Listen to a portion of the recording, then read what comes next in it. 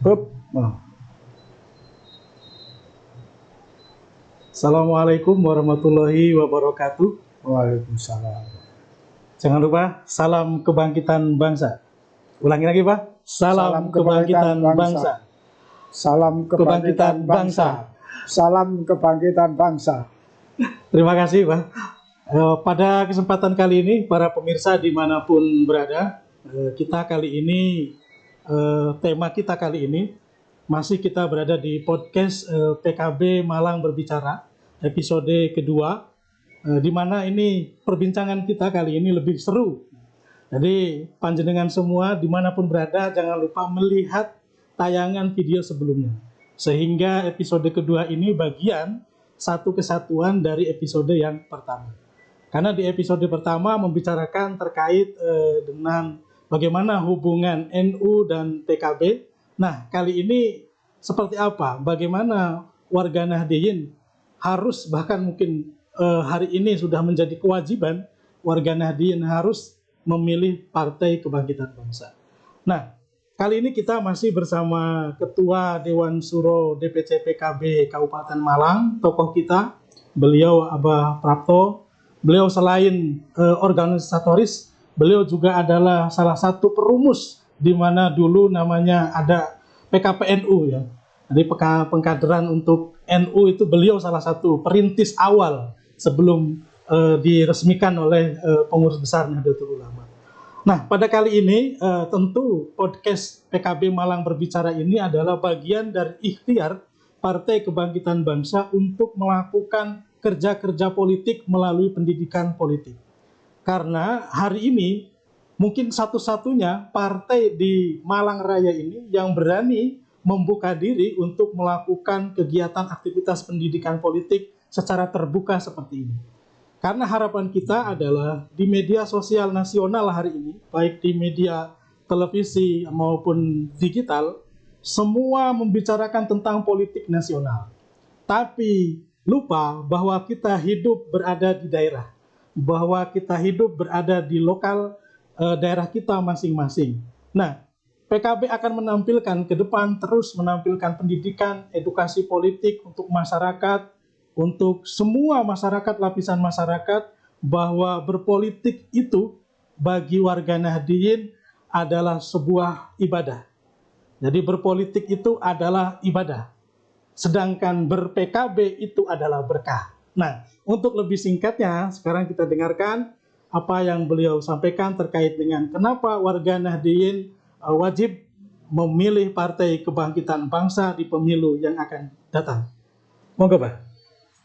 Bismillahirrahmanirrahim. Assalamualaikum warahmatullahi wabarakatuh. Waalaikumsalam warahmatullahi wabarakatuh. Bismillahirrahmanirrahim. Alhamdulillahirabbil alamin. Wassalatu wassalamu ala asyrofil mursalin sayyidina Muhammadin wa ala alihi wa sahbihi ajmain.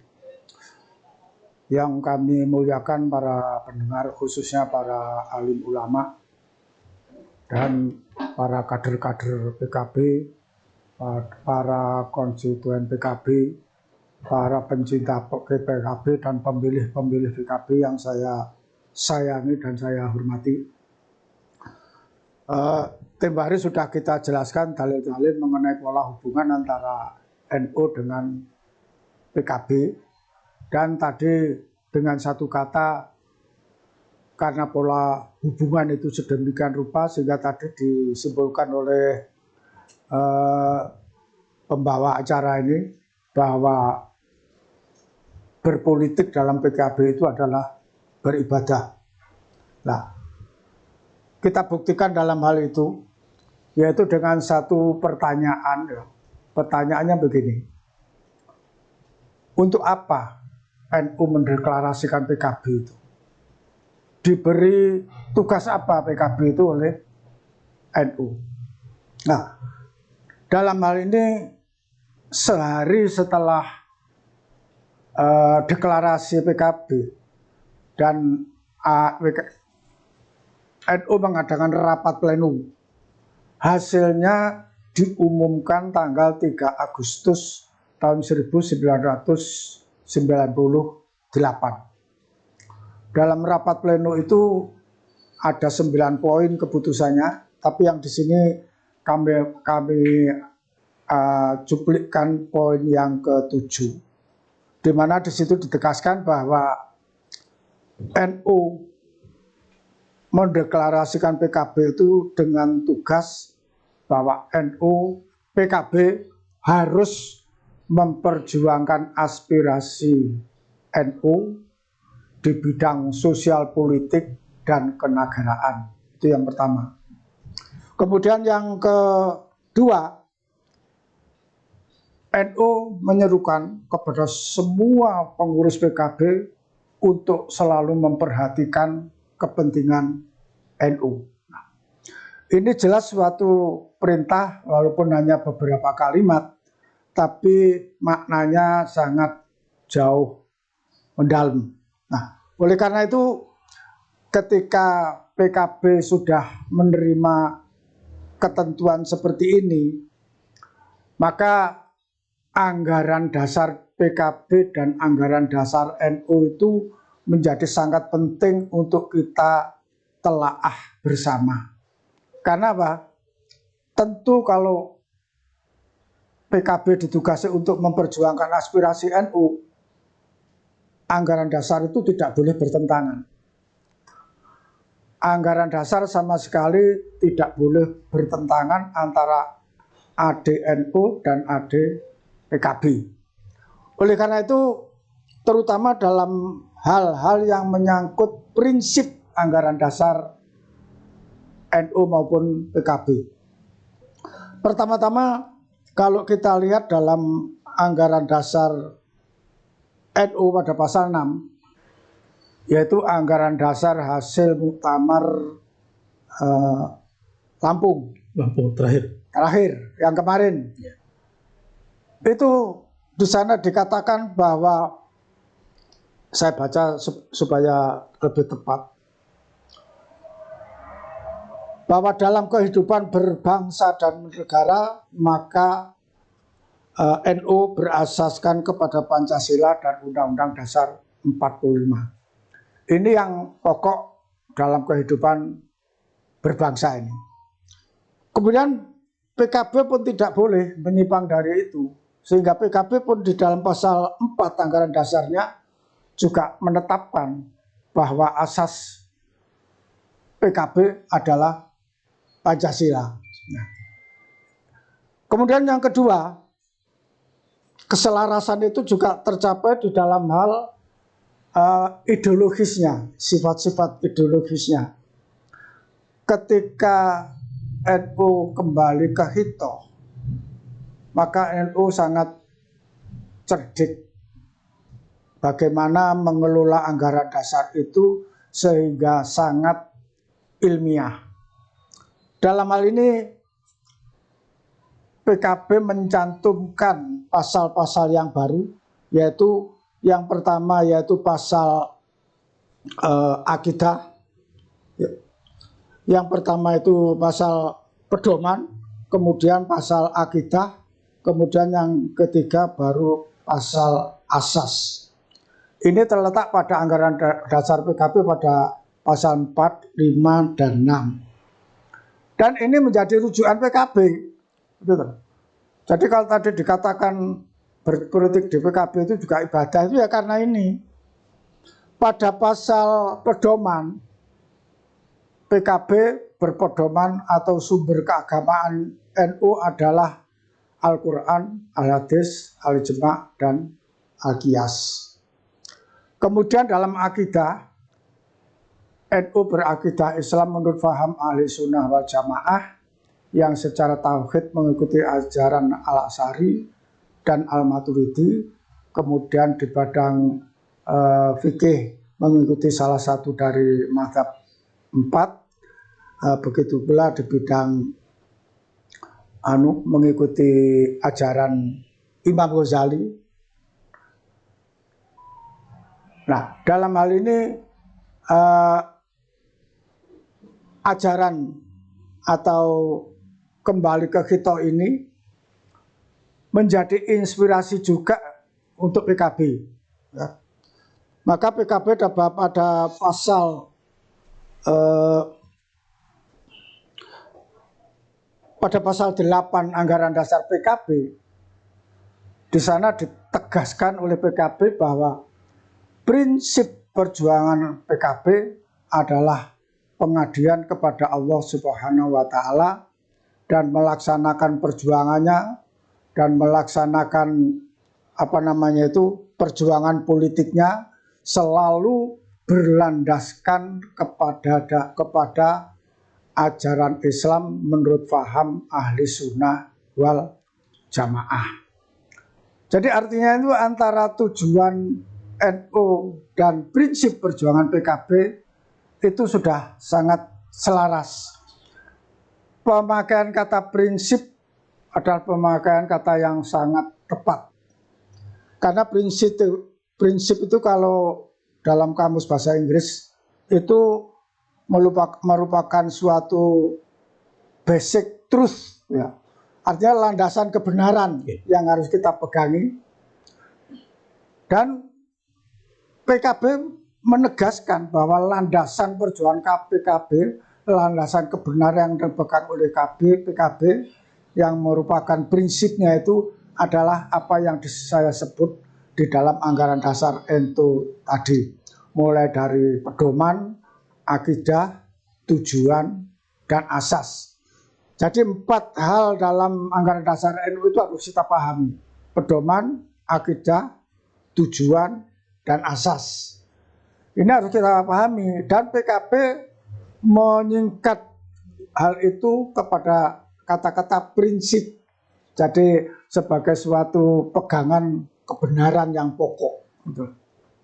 Nah, oleh karena itu tidak keliru kalau berjuang di PKB itu juga berjuang untuk NU, atau lebih tegasnya lagi, berjuang di PKB itu juga merupakan ibadah, karena akhirnya itu adalah demi untuk aspirasi NU.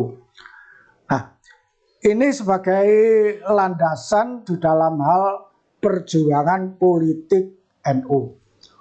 Oleh karena itu, kalau kita berbicara perjuangan politik PKB itu seperti apa? Nah, kita harus membedakan yang sering kita temukan di lapangan, pengertian politik di dalam partai politik dan pengertian politik di dalam organisasi NU. NU sebagai organisasi non politik, organisasi sosial keagamaan, maka memiliki wawasan politik yang disebut politik kebangsaan. Politik kebangsaan itu dirumuskan oleh NU kembali ke Khitoh tahun 1984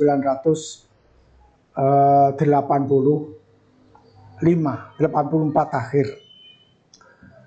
Dirumuskan di sana. Jadi wawasan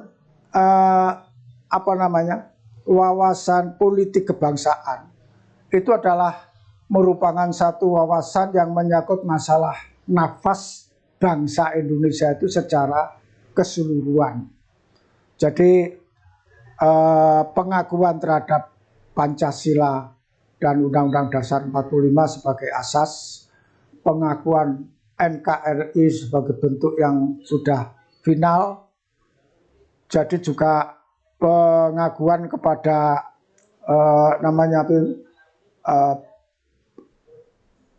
pada Bhinneka Tunggal Ika itu juga suatu keniscayaan.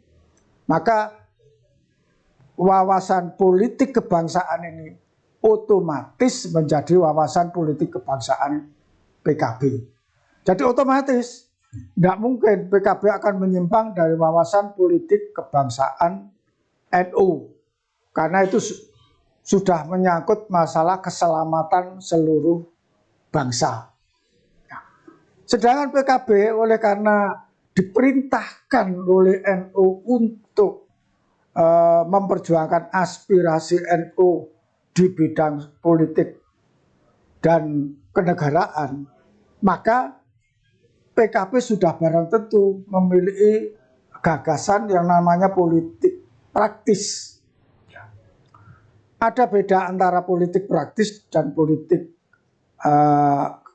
kebangsaan. Politik praktis itu selalu berorientasi kepada kepentingan organisasi politik tersebut. Jadi selalu berorientasi dengan kepentingan kekuasaan politik partai politik yang bersangkutan. Ini pengertian dari politik praktis. Nah, NU tidak berorientasi seperti itu karena NU menganut politik kebangsaan. Sehingga NU dikatakan tidak berpolitik praktis, benar, tapi menganut politik kebangsaan. Tetapi PKB melaksanakan politik praktis, juga melaksanakan politik kebangsaan. Di sini ada bedanya. Nah, politik praktis dia yang dilaksanakan oleh PKB itu kembali lagi dalil yang tadi itu selalu dilandaskan kepada kebenaran ajaran Islam menurut paham ahli sunnah wal jamaah. Oleh karena itu kembali lagi bahwa berpolitik praktis di PKB itu sama dengan beribadah karena untuk akhirnya itu juga untuk kepentingan NU. Nah, hal ini harus difahami oleh semua pengurus dan semua kader dan semua anggota. Memang dalil-dalil yang sudah kita sebut di dalam pembicaraan yang terdahulu antara hubungan NU dengan PKB itu masih sepenuhnya belum banyak difahami baik oleh oknum-oknum pengurus maupun oleh masyarakat. Jadi masih banyak yang harus kita kerjakan untuk menjelaskan secara luas tentang persoalan itu. Nah, sebagai organisasi politik, maka PKB dituntut untuk melakukan sesuatu yang konkret yang bernama kemenangan. Sekali lagi, kita dituntut untuk berjuang secara konkret untuk mencapai sesuatu kemenangan. Kemenangan dalam hal apa? Kemenangan dalam hal politik, praktis saja itu. Yaitu apa? Bahwa kita dituntut untuk memperoleh suatu kekuasaan politik dan kenegaraan untuk agar bisa kita ini memperjuangkan aspirasi NU. Sebab logisnya, kalau suara PKB itu buruk, tentu kita nggak punya kekuasaan, tidak punya kekuatan untuk memperjuangkan aspirasi NU itu.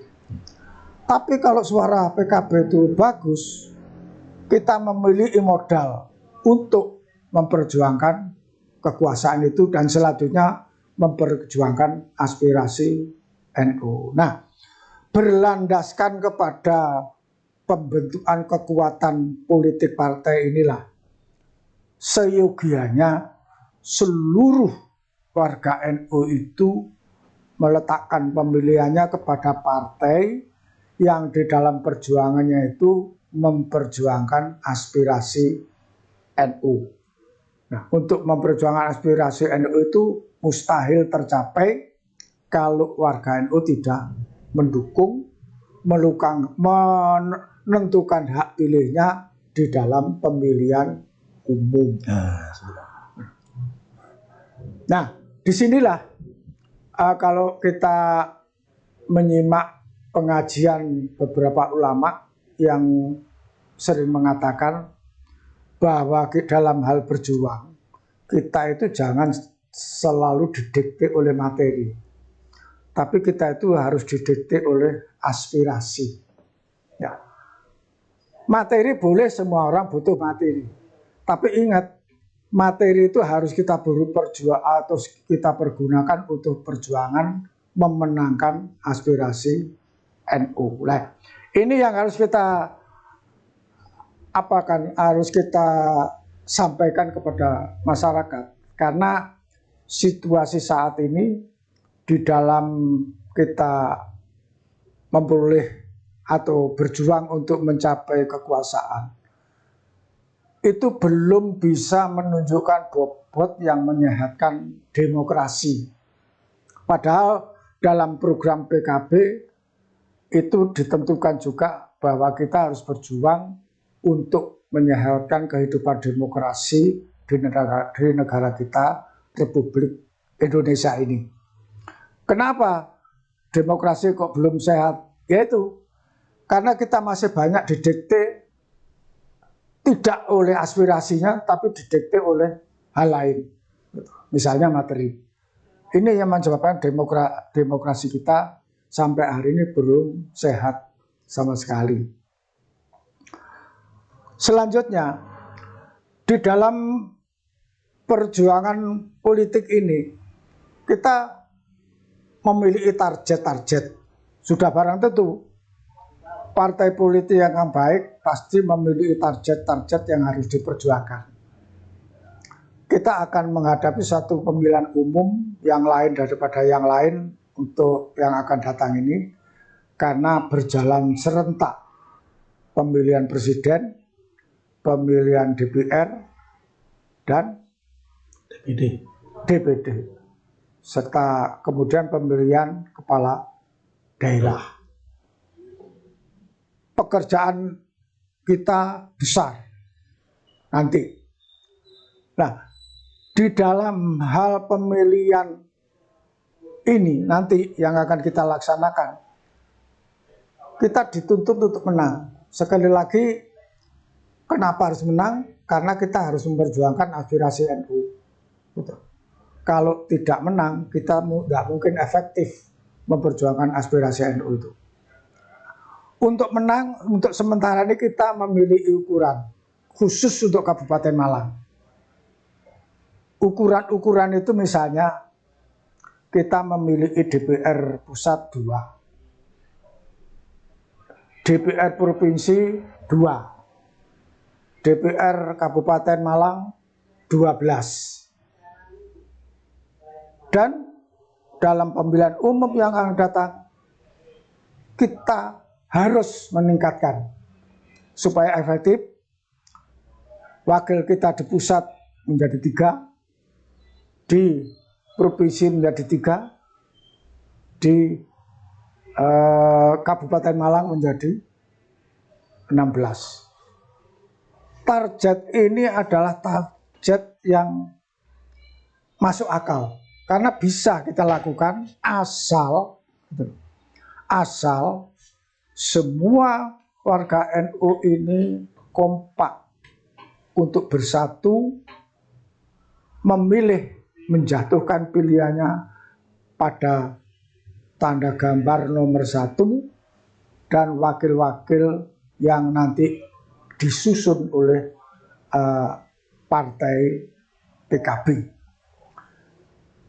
Kalau kita bisa bersatu dengan mengabaikan kepentingan-kepentingan lain, tapi justru kita hanya memperhatikan kepentingan aspirasi NU, insya Allah target-target itu tidak sulit untuk kita capai. Tapi kalau kita ini tidak menyadari terhadap anjuran PBNU, terhadap keputusan PBNU waktu mendeklarasikan itu, maka otomatis kita tidak akan bisa menjadi pemenang. Karena pemilih PKB mayoritas adalah warga NU. Sekali lagi, pemilih KB mayoritas adalah warga NU. Bahkan menurut survei itu 95% pemilih PKB adalah warga NU. Nah, sudah barang tentu NU sebagai organisasi besar itu akan menjadi rebutan oleh partai-partai yang lain. Kita tidak usah berpikir jelimet, tidak usah berpikir yang neko-neko. Kita yakinlah bahwa satu-satunya partai yang memperjuangkan aspirasi NU adalah PKB. Jadi bismillah nawaitu berjuang untuk kemenangan PKB dalam rangka memperjuangkan aspirasi NU.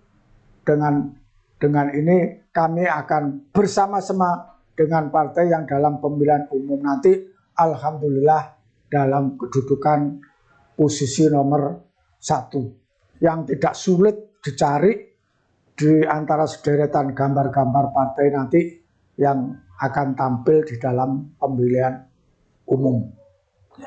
Ya, jadi terima kasih Pak Pato. Jadi para pemirsa, itu tadi yang disampaikan beliau selaku Ketua Dewan Suro DPC PKB Kabupaten Malang. Tadi bahwa kenapa warga Nahdliyin harus dan bahkan wajib mendukung Partai Kebangkitan Bangsa nomor 1 di usia NU yang sudah mencapai 1 abad. Nah, pada poin ini menjadi refleksi kita bersama bahwa Partai Kebangkitan Bangsa seperti yang beliau tadi sampaikan benar-benar menjadi partai politik, satu-satunya partai politik saluran aspirasi yang membawa aspirasi warga Nahdlatul Ulama. Tentu ada juga sekelompok masyarakat minoritas yang juga senang terhadap PKB, itu bagian dari anak bangsa yang cinta terhadap Partai Kebangkitan Bangsa, seperti yang beliau tadi sampaikan, bahwa Partai Kebangkitan Bangsa selalu mengedepankan politik kebangsaan. Jadi, politik praktis diperjuangkan dan politik kebangsaan selalu dirawat oleh Partai Kebangkitan Bangsa. Nah, beliau tadi juga menceritakan bahwa bagaimana kita, sebagai warga Nahdliyin dimanapun Anda berada, baik di ujung barat Malang, di ujung timur Malang, utara Malang, selatan Malang, bahkan tengah-tengah Malang Raya ini, maka siapkan di tahun yang akan datang, di pemilu yang akan datang, kita solidkan dari sekarang bahwa satu-satunya partai yang hari ini sudah terbukti membawa aspirasi kepentingan warga Nahdliyin adalah Partai Kebangkitan Bangsa. Mulai dari bagaimana terbitnya undang-undang pesantren, bagaimana menghasilkan hari santri dan terus diperjuangkan. Bahkan tidak hanya itu, PKB satu-satunya yang selalu menolak radikalisme, selalu menolak terorisme di negara, di wilayah belahan bumi manapun. Nah, hari ini kita berada di wilayah Malang Raya dan PKB Malang menyuarakan bagaimana bahwa warga Nahdliyin kita bersatu. Kita solidkan barisan untuk memenangkan suara Partai Kebangkitan Bangsa, untuk membesarkan Partai Kebangkitan Bangsa. Tentu itu bagian dari wujud ikhtiar kita mengabdi kepada Nahdlatul Ulama, mengabdi kepada bangsa dan negara melalui jalur politik, yaitu melalui Partai Kebangkitan Bangsa. Nah, ini Pak, ada yang terakhir mungkin ada yang perlu disampaikan, karena nanti kita ke depan Pak, nanti ada beberapa narasumber yang sudah kita siapkan untuk mengedukasi seluruh warga Malang Raya terkait dengan pendidikan politik dan menjadi warga pemilih yang cerdas berkualitas. Nah, untuk pesan-pesan dari panjenengan terkait dengan warga Nahdliyin yang masih ragu memilih PKB, monggo Pak. Tadi sudah kita katakan, data menunjukkan yang memilih PKB itu 95%. Berarti ada pemilih-pemilih lain yang bukan dari warga NU. Nah, untuk ini pemilih-pemilih, para sahabat, saudara-saudara pemilih yang bukan dari, yang di luar non-NU, kami yakinkan bahwa walaupun, sekali lagi, walaupun prinsip perjuangan PKB dilandasi oleh nilai-nilai Islam Ahli Sunnah wal Jamaah, tetapi sudah terbukti beberapa hari yang lalu dalam peringatan 1 abad usia NU, ada hal-hal yang secara konkret dilakukan oleh NU, yaitu yang pertama-tama NU telah menyatakan suatu pernyataan di mana NU menolak kehadiran khilafah. Kemudian NU juga memproklamasikan bahwa NU ke depan itu akan merawat jagat dan membangun peradaban. Nah, ini membuktikan bahwa perjuangan PKB itu sifatnya adalah sifat untuk kepentingan bangsa, sifat untuk kepentingan nasional bangsa Indonesia. Nah, dalam hal ini bukan berarti bahwa PKB itu terbatas pada misalnya kepentingan-kepentingan yang untuk umat Islam saja, tidak. Tapi dalam hal ini PKB pasti akan mengayomi, dan ini sudah terbukti dalam peringatan 1 abad NU kemarin, bagaimana NU bisa tampil yang dielulukan oleh seluruh masyarakat tanpa pandang bulu. Nah, ini adalah suatu bukti. Nah, khusus untuk para sahabat, para teman-teman warga NU yang barangkali tempo hari itu masih belum memilih PKB, sekarang adalah kesempatan yang baik. Kita dalam sejarah sudah diberikan suatu kenikmatan oleh Allah bahwa NU setelah kembali ke Khitoh dan bahkan juga setelah mendeklarasikan PKB, ternyata dari jajaran NU sudah tampil seorang presiden, wakil presiden, dan seterusnya. Dan tidak dan sangat mungkin terjadi nanti juga terjadi presiden dari NU. Nah, oleh karena itu di sini dengan tampilnya Gus Muhaimin mencalonkan diri sebagai presiden, itu bukan keinginan Gus Muhaimin, bukan. Itu adalah keputusan Muktamar PKB di Bali yang menetapkan PKB harus mencalonkan putranya sendiri untuk menjadi presiden. Bagaimana nanti hasilnya ya tergantung kita. Tapi yang jelas saya melihat langkah-langkah Gus Muhaimin itu sudah sangat sangat tampil sebagai suatu pejuang. Pertama, beliau tampil di segala sektor kelompok masyarakat, baik petani, buruh, ulama, dan lain sebagainya.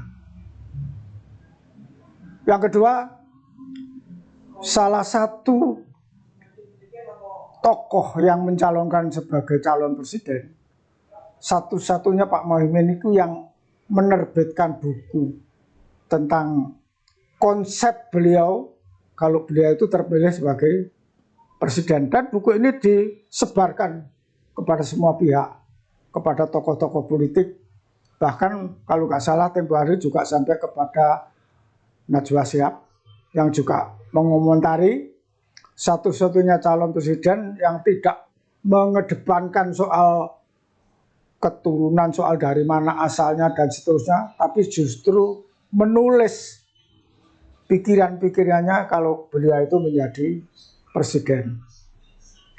Nah, kemudian yang ketiga, beliau juga punya pengalaman di bidang politik yang sangat luas.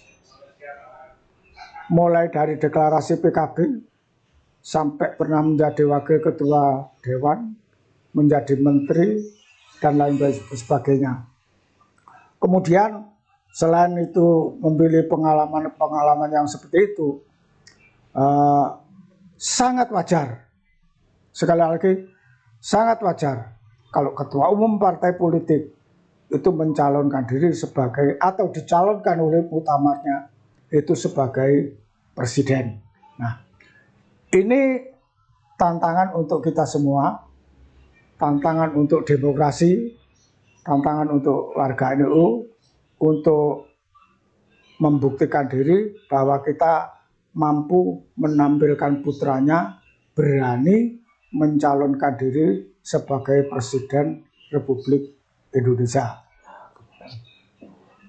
Terima kasih Pak. Jadi banyak sekali yang disampaikan oleh beliau terkait dengan kita optimis bahwa warga Nahdliyin memiliki presiden yaitu Gus Muhaimin. Nanti bagaimana kedepannya kita dukung sepenuhnya perjuangan beliau di kancah politik nasional. Tentu ikhtiar beliau itu selaku Ketua Umum PKB sekaligus Nahdliyin yang luar biasa. Beliau dilahirkan dari keluarga Nahdliyin yang luar biasa, yang sanad keilmuan, sanad nasabnya juga jelas Nahdliyinnya. Nah ini beliau tidak karbitan. Ya, jadi beliau sudah berangkat begitu lahir sudah sebagai Nahdliyin asli. Nah ini menjadi semangat kita dibahas sebagai kader di bawah di daerah bahwa kita akan terus memperjuangkan kepentingan-kepentingan Nahdlatul Ulama, kepentingan-kepentingan Nahdliyin, warga masyarakat Nahdliyin, dan tentu yang lebih besar adalah kepentingan bangsa dan negara